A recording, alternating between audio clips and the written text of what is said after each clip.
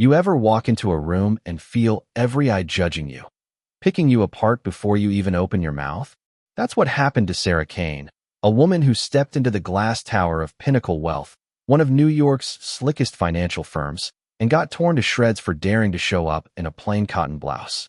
By the end of the day, though, those same people who laughed at her were shaking in their designer shoes.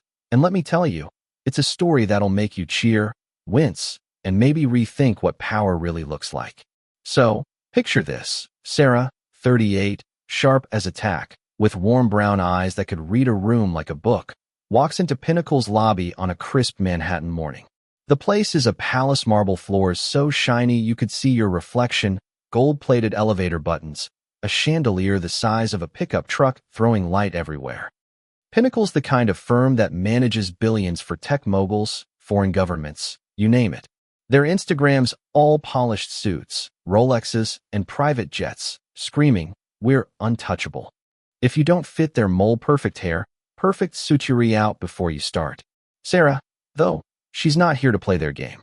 She's got a cotton blouse, navy slacks, flat shoes, and a beat-up leather satchel with a notebook and an old copy of Poor Charlie's Almanac. No makeup, no jewelry, just her, calm and steady, like she's already won something no one else can see. Here's the thing about Sarah. She's a finance genius, 2 master's degrees from Stanford and London School of Economics, 15 years running strategy for banks in Hong Kong, Dubai, Chicago. She's got endorsements from CEOs who'd kill to have her on speed dial.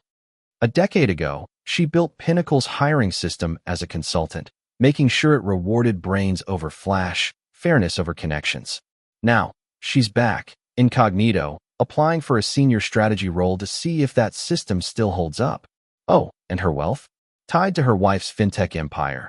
It's the kind of money that could buy Pinnacle twice over, but Sarah keeps that quiet. She's not here to flex, here to test. The receptionist, a 20-something named Chloe with a tight ponytail and earrings that cost more than a car, sizes Sarah up and snickers. Candidates use the back door, hon. Sarah just nods, slings her satchel over her shoulder, and heads to a stark hallway where other candidates are waiting, all decked out in Armani and Prada, clutching leather briefcases like they're auditioning for a Wall Street movie. A guy named Trevor Blake, in a pinstriped suit sharper than a blade, spots her satchel and laughs, loud enough for everyone to hear. "What's that, your laundry bag?" The others join in. A woman in a Chanel blazer, Olivia Hart, snaps a pic of Sarah and posts it to a group chat called Pinnacle Rejects, captioning it, "Budget hire alert."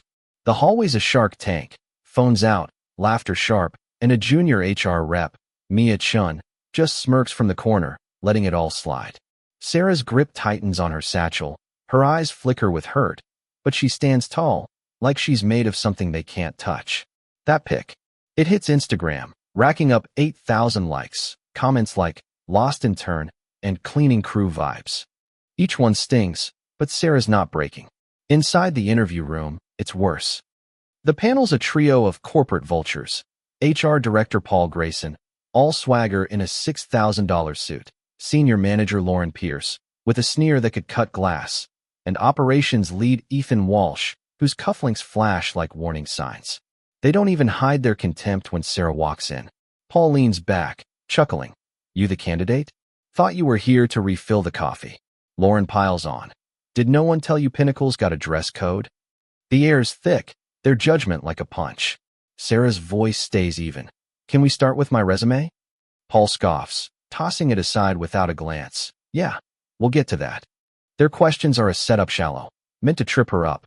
When Sarah starts answering Lauren's half-baked question about acquisitions, Ethan flips on a projector.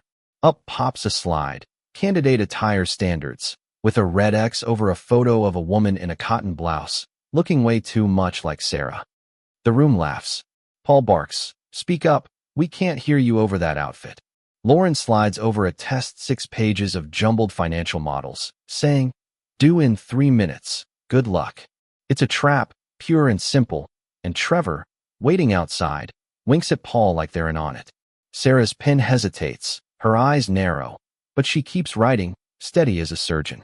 The slide's screenshotted, posted to Pinnacle's internal Slack, captioned, "Dressed to flop." It's a public execution of her pride, and the panel loves every second. They keep going. Lauren asks about high-stakes deals, and Sarah starts detailing a $40 billion merger she led in Dubai. But Ethan cuts her off. Sounds like intern work. Paul slides over a 12-page analysis, barking, "For minutes, prove you're worth it." The test's impossible data's contradictory, equations rigged to fail. Sarah scans it, writes fast, her focus like steel. When time's up, Lauren snatches the papers, barely looks, and says, "Wrong vibe. No leadership presence, and you flunked." Trevor struts in, his suit gleaming, already picked because of a $250,000 donation to Paul's side hustle. Lauren slides his file to the top, cooing, "Now this is a leader." Paul claps Trevor's shoulder, "You're our guy." Sarah's still there, but they act like she's invisible. She stands, satchel in hand, and says, soft but sharp, "I didn't know Pinnacle hired based on cash instead of talent, but if that's your standard, I don't need this interview." The room goes quiet. Paul's face turns red. He slams the table. "You accusing us of taking bribes? This is Pinnacle wealth, not some street market." Lauren's sneer fades. Ethan's cufflinks clink as he shifts, uneasy. Outside, the other candidates whisper, "She's toast." But Sarah looks Paul dead in the eye. "I know exactly who I'm talking to, and I'm starting to see who doesn't belong here." The panel tries to recover, laughing it off.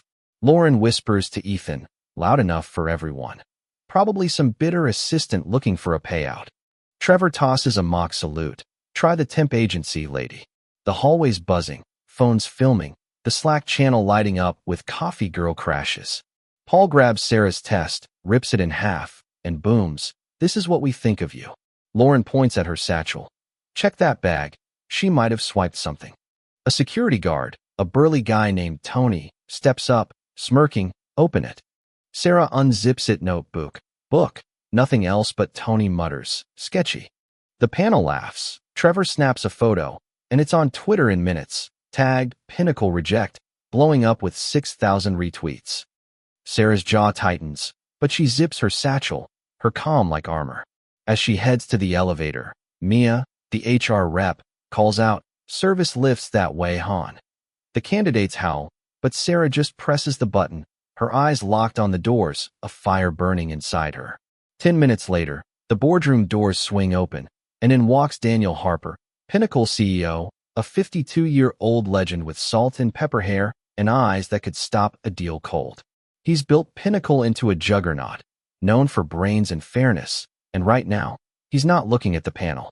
He walks straight to Sarah, who's been brought back by his assistant, a quiet guy named Noah in a gray suit. The room's air shifts, the panel's smirks vanish. Daniel stops, his voice low, "Madam Chairwoman, I'm sorry for the delay." The panel freezes. Sarah unbuttons her jacket, revealing a silver badge. Chairwoman of the board, Sarah Kane. She turns to the panel, her brown eyes cold but steady. "I didn't come to beg for a job. I came to see if the system I built still values merit. It doesn't." The room's a graveyard. Paul stammers, "Chairwoman, this is a misunderstanding." Lauren's hands shake, her lipstick stark against her pale face.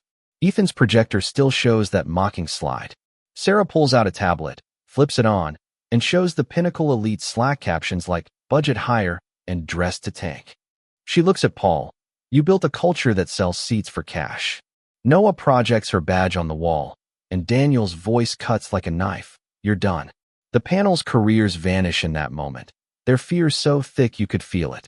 Sarah doesn't stop there. She slides a folder to Daniel bank records, emails, proof of Trevor's $250,000 bribe to Paul, Lauren's promises to fast-track him. Daniel's eyes darken, effective immediately. Grayson, Pierce, Walsh, and Blake are suspended. Tony, the guard, pales as Noah escorts him out. By lunch, Pinnacle's board launches a probe, uncovering a web of paid hires and bias. Paul's accounts are frozen, fraud charges looming. Lauren's LinkedIn drowns in bribe boss hashtags, her gigs canceled. Trevor's blacklisted, his suit just a costume now. Olivia and Mia, who leaked memos mocking candidates, lose their jobs, their social media banned for hate speech. The fallout's brutal Pinnacle shame trends worldwide, with 30 million views of the interview footage Noah leaks, showing Paul's tantrum, Lauren's bag check, Trevor's taunts, and Sarah's calm triumph. TikTok loops, Madam Chairwoman, and the internet roars. A week later, Sarah's at a press conference, her satchel on the podium, wearing a navy blazer, her voice steady. From now on, Pinnacle hires blend no names, no photos, just skills. The crowd erupts, cameras flash. Her policy, the Kane Standard, bans appearance-based judgments, and firms like Morgan Stanley follow suit. Forbes calls it a recruitment quake. At a Davos panel, Sarah stares down a bank CEO who once dissed her work. His apology tweeted live. Kane effect trending as 60 firms pledge reform. Back at Pinnacle, the panel's desks are cleared, Paul's awards trashed, Lauren's pen's gone, Trevor's diploma in a dumpster. Employees watch, stunned, as Sarah walks by, her flat silent, saying, "This is accountability." The boardrooms renamed the Kane Center, her cotton blouse a symbol of grit. Her foundation trains 10,000 women to fight bias. Her wife, Emily, a fintech billionaire, cheering her on from their Brooklyn loft, where they sip coffee and laugh with their son in the garden. Pinnacle's Instagram now shows real people, not just suits. Sarah didn't just win, she changed the game. But here's the thing. Was Sarah too harsh, purging a whole system for a few bad apples? Or was she right to burn it down and start fresh? And what about those candidates in the hallway? Were they just caught up in a toxic culture? Or did they deserve to go down too? Drop a comment. Tell me what you think. Did Sarah go too far? Or was this justice? Share this if you've ever been judged for how you look, not who you are. And let's talk about what fairness really means. Hit that like button, subscribe, and let's keep this conversation going.